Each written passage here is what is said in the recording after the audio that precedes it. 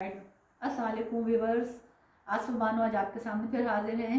आज हम सूरह बकरा कंटिन्यू दोबारा करेंगे क्योंकि मैं एक महीना पहले जो मैंने स्टार्ट की थी ये सूरह बकरा करने के बाद मैंने 8 आयतें की थी। फिर मैं उम्रा करने चली गई थी। आने के बाद मैं काफ़ी डिस्टर्ब थी, बीमार थी, तो मैं ये कर नहीं सकी। कंटिन्यू छोटी छोटी वीडियोज़ में भेज रही थी, लेकिन ये एक तरीके से इसको लिखना होता है, समझना होता है, क्योंकि सूरह बकरा या उसकी कोई भी सूरत का तर्जुमा और तफसीर आप अपनी मर्ज़ी से खुद नहीं कर सकते, उसको बहुत समझ के पढ़ना होता है। तो मैं दोबारा इसको कंटिन्यू कर रही हूँ। इंशाअल्लाह आपके साथ रहूँगी रमज़ान में। फ़ी क़ुलूब औज़ु बिल्लाहि मिनश शैतानिर रजीम बिस्मिल्लाहिर रहमानिर रहीम फ़ी क़ुलूबिहिम मरदुन फ़ज़ादहुमुल्लाहु मरदा वलहुम अज़ाबुन अलीम बिमा कानू यकज़िबून। तर्जुमा, जिन लोगों ने इन बातों को तस्लीम करने से इनकार कर दिया उनके लिए यकसा है, ख्वाह तुम इन्हें ख़बरदार करो या ना करो, बहरहाल वो मानने वाले नहीं हैं। अल्लाह ने इनके दिलों और कानों पर मोहर लगा दी है और इनकी आंखों पर पर्दा पड़ गया है, वो सख्त सज़ा के मुस्तहिक़ हैं। इसका तर्जुमा था।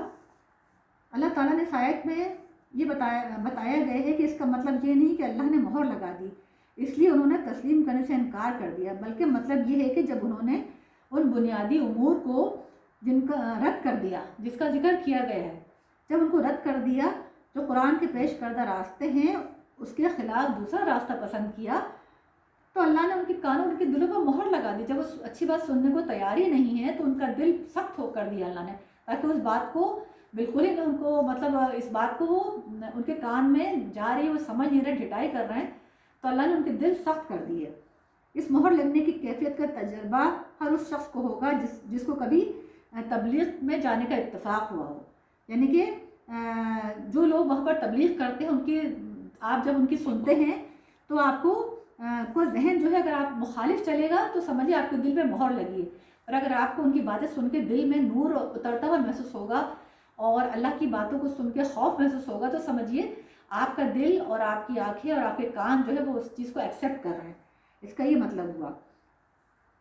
अच्छा, उन लोगों का क्या है कि उन लोगों ने इस दावत को जो है वो रिजेक्ट किया और इनकी ये खूबियाँ जो है उन्होंने पीछे कर दी। कुरान की खूबियाँ, कुरान की जो अच्छाइयाँ थी उनको पसे-पुश डाल दिया, तो इनकी आंखें अंधी हो गईं और सही तौर पर महसूस होता है कि वो वाकई उनके दिलों पर मोहर लग गई है। सदक़ल्लाहुल अज़ीम। ये एक आयत का मैंने आपको तर्जुमा तफसीर बताई है।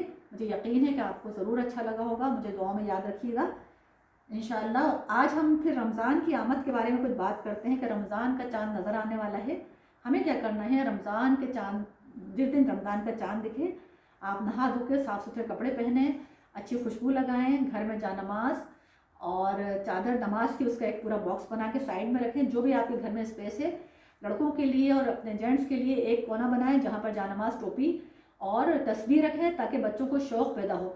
अब देखिए कि बहुत से लोग अपने त्यौहार किस तरह मनाते हैं, तो हम मुसलमान हैं, हमें भी ये त्यौहार यानी हमारा रमज़ान, हमारा सबसे प्यारा मेहमान आ रहा है, तो उसको हमें वेलकम बहुत खुशी से करना चाहिए, ताकि अल्लाह ताला खुश हो, ख़ुद हमारी रूह भी खुश हो।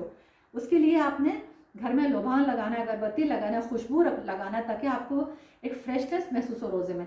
और खुशबू वैसे भी अच्छी चीज़ है, नबी पाक सल्लल्लाहु अलैहि वसल्लम खुशबू को पसंद करते थे हमारे नबी, तो हमें भी पसंद करना चाहिए। फिर रमज़ान का चाँद देखें और उसके बाद ये दुआ पढ़ें, बिस्मिल्लाहिर्रहमानिर्रहीम, अल्लाहुम्मा अहिल्लहु अलैना बिल-यम्न वल-ईमान वस्सलामत वल-इस्लाम रब्बी व रब्बुकल्लाह। इसके बाद आपने अल्लाह का शुक्र अदा करना है कि कितने लोग थे जो लास्ट ईयर रमज़ान में हयात थे, लेकिन उनको ये रमज़ान नसीब नहीं हुआ। हम खुशकिस्मत हैं, अल्लाह ताला ने हमें ये रमज़ान इसलिए दिए कि हम अपने गुनाहों को धुलवा सकें और नेकियों में आगे बढ़ सकें, और इसके अलावा हम ज़्यादा से ज़्यादा सवाब कमा सकें। जिनमें मेरी वालदा भी हैं जो लास्ट ईयर हयात थी, और मैं बस बहुत उनको याद कर रही हूँ। आप सब भी उनके इसाले सवाब के लिए बहुत दुआ कीजिएगा, अल्लाह ताला उनको जन्नतुल फिरदौस में आला मकाम अता करे। वो लास्ट ईयर मेरे साथ रमज़ान में थी, अब इस दफ़ा हयात नहीं है, और हम उनके लिए सिर्फ दुआ गो हैं, क्योंकि औलाद ही सदका जारिया है।